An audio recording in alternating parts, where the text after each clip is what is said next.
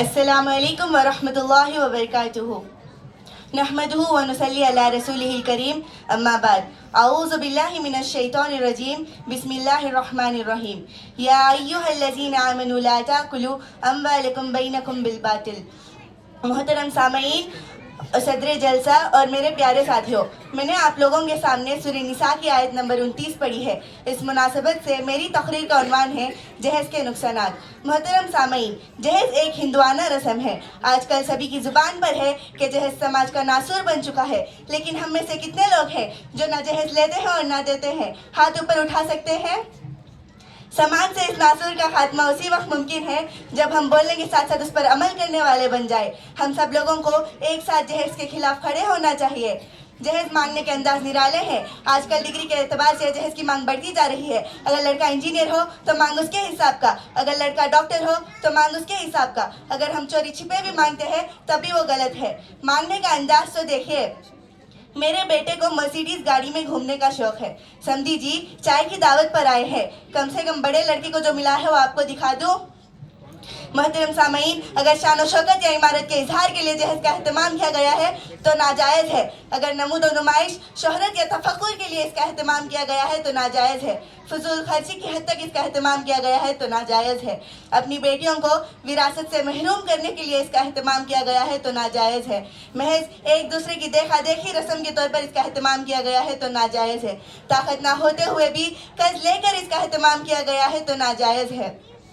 اگر تعاون ہدیہ یا صلہ رحمی کے طور پر اس کا اہتمام کیا گیا ہے تو جائز ہے، مگر کب؟ جب اس میں شان و شوکت کا اظہار نہ ہو، نمود و نمائش کا جذبہ نہ ہو، اسراف تبذیر کی حد تک اس کا اہتمام نہ کیا گیا ہو۔ مگر آج کل کے لوگوں کو دیکھ لے، طاقت نہ ہوتے ہوئے بھی قرض لے کر، یہاں تک کہ سود پر قرض لے کر اس رسم کو پورا کرتے ہیں۔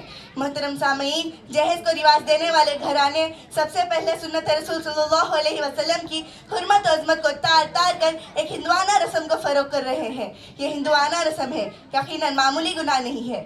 جہیز کی وجہ سے دینداری کو بالائے طاق رکھ دیا گیا ہے۔ جہیز کی وجہ سے دین و اخلاق سے عاری، تعلیم و تربیت سے کوری لڑکی سے بھی نکاح کر لیا جا رہا ہے۔ کیوں؟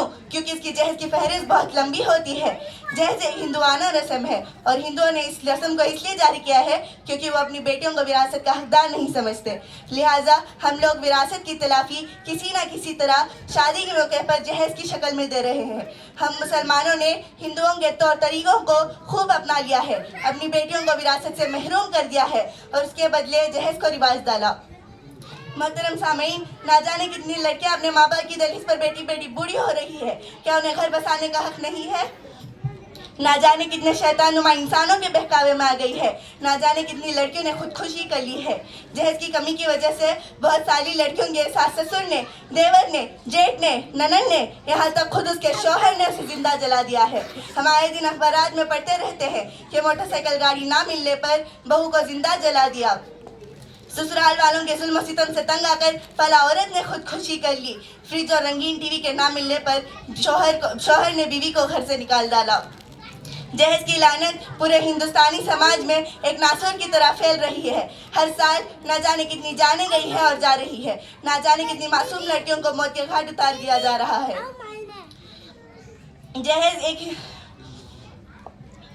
نہ جانے کتنی معصوم لڑکیوں کو موت کے گھاٹ اتار دیا جا رہا ہے۔ مومن خان مومن نے اپنی بیٹی کے انتقال کے وقت کہا تھا، ان کی بیٹی بھی جہیز کی کمی کی بھیٹ چڑھ گئی تھی۔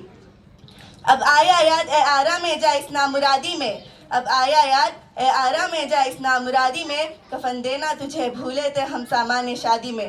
بہت سارے باپ اور بھائی اپنی بہن اور بیٹی کی رخصتی کے لیے اور سماج کی جھوٹی شان و عزت کے لیے بہت سے ناجائز ہٹکنڈے اختیار کر کسی نہ کسی طرح جہیز کا سامان پورا کرتے ہیں۔ ان کے دل پر کیا گزرتی ہوگی؟ کیا نبی صلی اللہ علیہ وسلم نے جہیز لیا تھا؟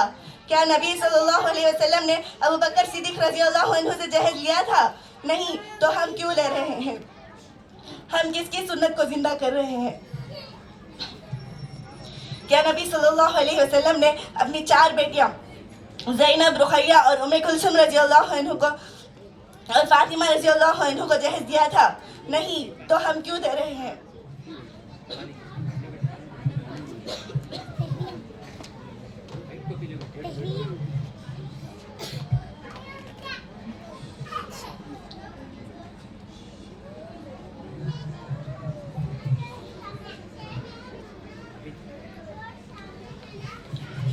کہ نبی صلی اللہ علیہ وسلم نے عثمان ذوالنورین رضی اللہ عنہ کو جہیز دیا تھا، کہ نبی صلی اللہ علیہ وسلم نے عثمان ذوالنورین رضی اللہ عنہ کو جہیز دیا تھا۔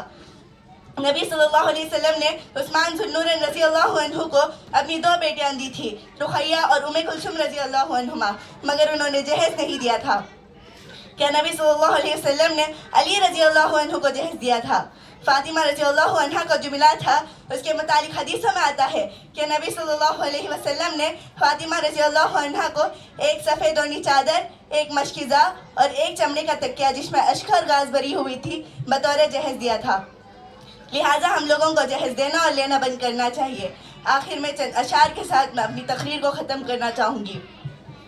جوڑے گھوڑے کی لعنت ستم ڈھا گئی، مائے حوا کی بیٹی جلا دی گئی۔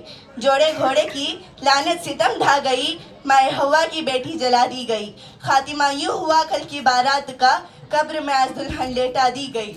اب تو شادی سے خائف ہے سبھی لڑکیاں، اب تو شادی سے خائف ہے سبھی لڑکیاں، کیا کہانی تھی اور کیا بنا دی گئی۔ آخر میں اللہ تعالیٰ سے دعا ہے کہ وہ ہم سب لوگوں کو رشتے سنت کے مطابق کرنے کی توفیق دے۔ آمین وآخر دعوانا ان الحمدللہ رب العالمین۔ والسلام علیکم ورحمۃ اللہ وبرکاتہ۔